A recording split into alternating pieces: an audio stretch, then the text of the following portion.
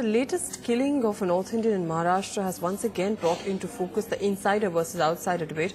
Political parties, self-appointed spokespersons of the Maharashtrian cause, claim that poor migrants from Uttar Pradesh and Bihar are taking away local jobs. So we try to conduct a trial by facts, and the findings are rather startling. Of course, Maharashtrians have lost jobs to migrants, but not at the mammoth scale that it is being made out to. Now, if the government's own statistics are to be believed, in the big picture, Maharashtrians and North Indian migrants, in fact, are not even competing for the same kind of jobs. Prerna Thakur-Desai has more. Here is a community, the Koli fishermen, who are historically the oldest inhabitants of Mumbai, now mostly seen in small islands like these, off the main city. Even the few slums they have in the heart of Mumbai have been labelled as illegal.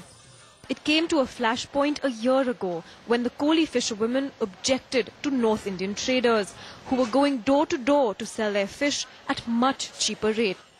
Today, the Kolis feel the city has made them borderline outsiders. हमारा जो youth population है पूरा दिन cricket खेलने का, football खेलने का और ज्यादा से ज्यादा बैंड बजाने का ये चीज कर रहा है. Another line of thought you hear often. But is this lack of initiative of the local as much a myth as the myth of the migrant who are allegedly eating into their jobs? According to the Maharashtra Labour Commission, 40% of migrants from UP and Bihar are self-employed, 20% work as security guards, 25% are casual labourers, 10% own pawn shops and flour mills, and 5% are vegetable vendors, milkmen and sweet shop owners. Compare this with the Maharashtrians. Only 5% Maharashtrians are self-employed. 60% of them are in white-collar jobs like banks and government. 25% work in the private sector. Only 10% work as security guards or are in low-level jobs. Data that seems to suggest that there is hardly any clash between migrants from UP and Bihar and Maharashtrians because they are simply not competing for the same jobs.